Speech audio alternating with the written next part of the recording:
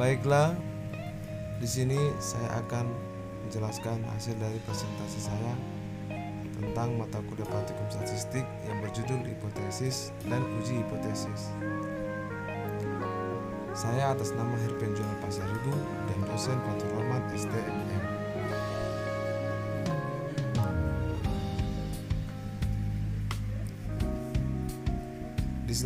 Di slide kedua, saya akan menjelaskan pengertian hipotesis dalam penelitian. Hipotesis berasal dari penggalan kata hypo yang artinya di bawah dan tesa yang artinya kebenaran. Jadi, hipotesis adalah suatu dugaan yang perlu diketahui kebenarannya, yang berarti dugaan itu mungkin benar, mungkin salah. Di slide selanjutnya, slide ketiga adalah uji hipotesis. Uji hipotesis adalah metode pengambilan keputusan yang didasarkan dari analisa data, baik dari percobaan yang terkontrol maupun dari observasi atau tidak terkontrol. Dalam statistik, sebuah hasil dapat dikatakan signifikan secara statistik jika kejadian tersebut hampir tidak mungkin disebabkan oleh faktor yang kebetulan, sesuai dengan batas probabilitas yang sudah ditentukan sebelumnya. Uji hipotesis kadang disebut juga konfirmasi analisa data. Keputusan dari uji hipotesis hampir selalu dibuat berdasarkan pengujian hipotesis nol. Hal ini merupakan pengujian untuk menjawab pertanyaan yang mengasumsikan hipotesis nol adalah benar. Di slide keempat, kita bisa baca hipotesis dan uji hipotesis berkaitan dengan perumusan hipotesis. Di sini uji hipotesis kita bisa tahu apakah penelitian memerlukan hipotesis, apa dasar yang digunakan untuk merumuskan hipotesis, bagaimana bentuk hipotesis yang akan kita rumuskan. Pengertian hipotesis, manfaat hipotesis, dan contoh hipotesis. Pengertian hipotesis. Hipotesis merupakan jawaban sementara yang hendak diuji kebenarannya. Tidak semua penelitian memerlukan hipotesis. Penelitian yang bersifat eksploratif dan deskriptif tidak memerlukan hipotesis. Yang kedua ya, manfaat hipotesis. Di sini kita bisa lihat ada 4 manfaat hipotesis. Yang pertama ialah menjelaskan masalah penelitian. Yang kedua, menjelaskan variabel-variabel yang akan diuji. Yang ketiga, pedoman untuk memilih metode analisis data. Dan yang terakhir adalah dasar untuk membuat kesimpulan penelitian. Dan contoh hipotesis adalah ada pengaruh positif yang signifikan pemberian insentif, lingkungan kerja, dan kepemimpinan terhadap semangat kerja karyawan PT Yosanta. Hipotesis dapat menunjukkan masalah penelitian, variabel penelitian, metode analisis data, kesimpulan. Slide yang ke-6. Di sini saya menggabungkan dasar merumuskan hipotesis dan macam-macam hipotesis. Dasar merumuskan hipotesis ada 4 bagian. Yang pertama berdasarkan pada teori, yang kedua berdasarkan penelitian terdahulu, dan yang ketiga berdasarkan penelitian pendahuluan, dan yang terakhir adalah berdasarkan akal sehat peneliti. Macam-macam hipotesis. 1. Hipotesis deskriptif terbagi menjadi, maksud saya hipotesis deskriptif ada 3. Pelayanan rumah sakit enggal waras tidak memuaskan, kinerja keuangan bank CBA baik, semangat kerja karyawan PT Yasinta tinggi. Dan yang kedua hipotesis komparatif. Rumah sakit enggal sembuh lebih memuaskan dibandingkan pelayanan rumah sakit enggal waras. Kinerja keuangan bank CBA lebih baik dibandingkan dengan kinerja bank Poli. Semangat kerja karyawan PT Yasinta lebih tinggi dibandingkan dengan semangat kerja PT Yasinto. Dan yang ketiga adalah hipotesis asosiatif. Kepuasan pasien berpengaruh signifikan terhadap loyalitas pasien. Jumlah nasabah berpengaruh terhadap kinerja keuangan bank CBA. Semangat kerja karyawan berpengaruh positif terhadap produktivitas karyawan. Selanjutnya, macam-macam hipotesis. Hipotesis deskriptif. Hipotesis tentang nilai suatu variabel mandiri tidak membuat perbandingan atau hubungan. Sebagai contoh, bila rumusan masalah penelitian sebagai berikut. Seberapa tinggi produktivitas apel di Kota Batu? Berapa lama daya segar buah apel mana lagi pada kondisi ruangan? Rumus hipotesis produktivitas apel di Kota Batu 20 ton. Daya tahan segar buah apel mana lagi pada suhu ruangan adalah 20 hari. Dan yang kedua adalah hipotesis komparatif. Hipotesis ini merupakan pernyataan yang menunjukkan dugaan nilai satu variabel atau lebih pada sampel yang berbeda. Contoh rumusan hipotesis komparatif. Apakah ada perbedaan produktivitas apel mana lagi di Kota Baku dan Poncokusumo? Apakah ada perbedaan kadar gula pada buah apel mana lagi dan buah apel ana dari Kota Batu? Rumusan hipotesisnya adalah tidak terdapat perbedaan produktivitas buah apel di Kota Batu dan di Poncokusumo. Kadar gula buah apel mana lagi tidak berbeda dibandingkan buah apel ana. Dan yang ketiga adalah hipotesis asosiatif. Hipotesis ini merupakan pernyataan yang menunjukkan dugaan hubungan antara dua variabel atau lebih. Sebagai contoh, rumusan hipotesis asosiatif. Pertama, apakah ada hubungan antara harga buah dengan volume penjualan buah apel? Yang kedua, apakah ada pengaruh permukaan tanaman apel mana lagi terhadap kadar gula buah apel mana lagi? Rumusan hipotesisnya adalah tidak ada hubungan antara harga buah apel dengan volume penjualan buah apel. Tidak ada pengaruh pemupukan tanaman terhadap kadar buah apel. Di slide 8 kita bisa melihat dalam sebuah penelitian hipotesis dapat dinyatakan dalam beberapa bentuk.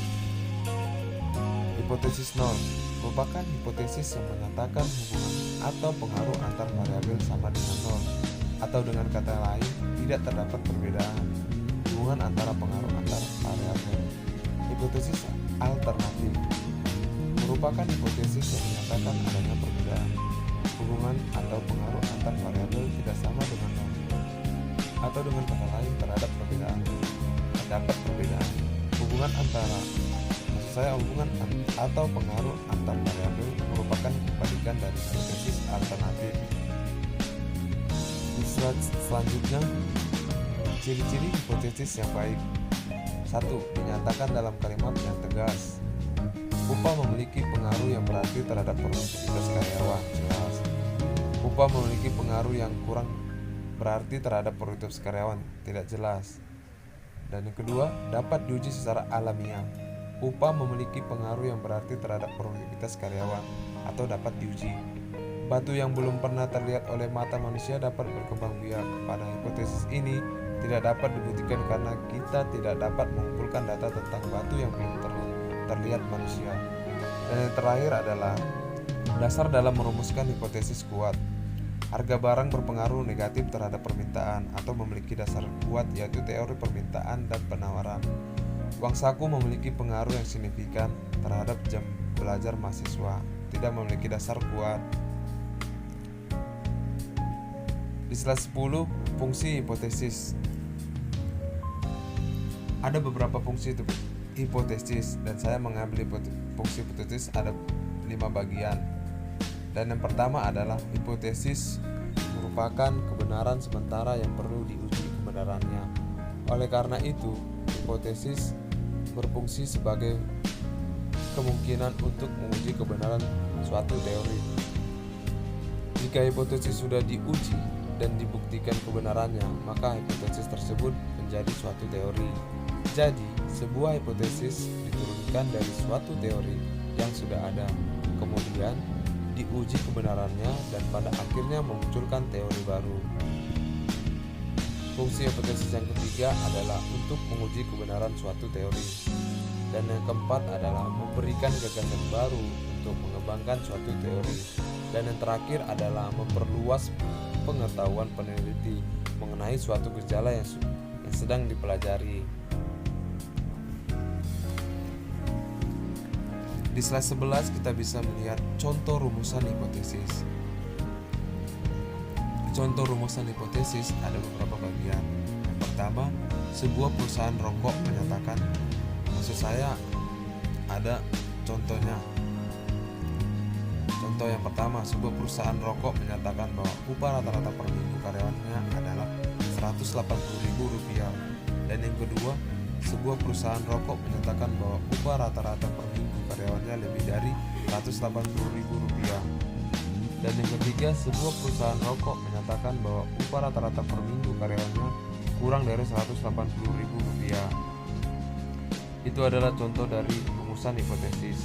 Dan yang berikutnya adalah di slide 12 kita bisa melihat uji hipotesis dan rata-rata. Rata-rata sampel dengan rata-rata hipotesis. Beda dua rata-rata untuk data independen atau sampel besar. Beda dua rata-rata untuk data independen atau sampel kecil. Beda dua rata-rata untuk data observasi yang berpasangan atau pay rate observation.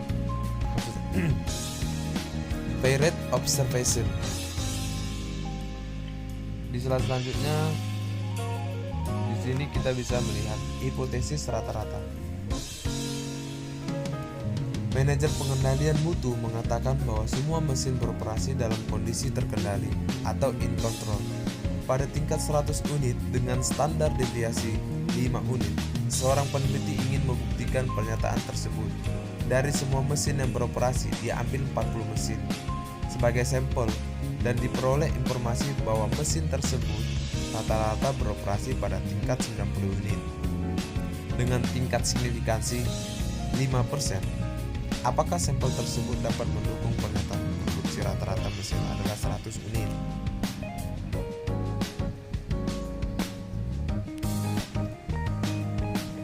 Di slide 14, di sini kita bisa melihat uji hipotesis beda dua rata-rata, sampel independen.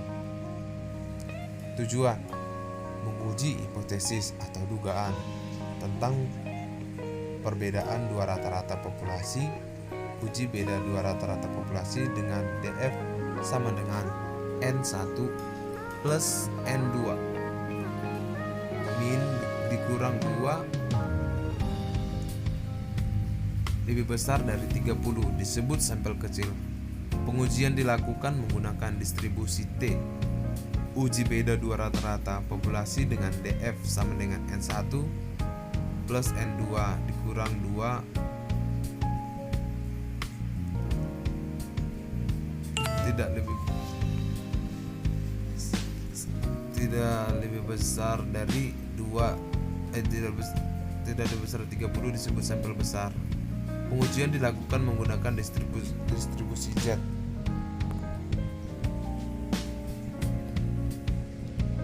Di slide ke-15,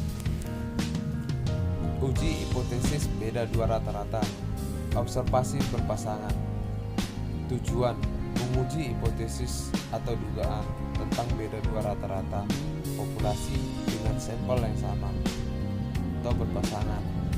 Pokok dari pengujian ini adalah menguji apakah terdapat perbedaan antara rata-rata populasi yang belum diberikan perlakuan dengan yang telah diberi perlakuan.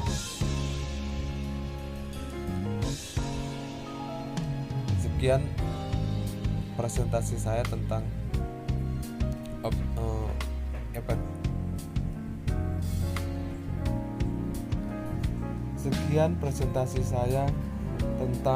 hipotesis dan uji hipotesis. Kurang atau lebihnya kata-kata saya dan tidak berkenannya kata-kata saya, atau ada hal kata lain yang tidak berkenan, saya memohon maaf dan kekurangan saya. Atas perhatiannya saya ucapkan sekian dan terima kasih. Salam sehat.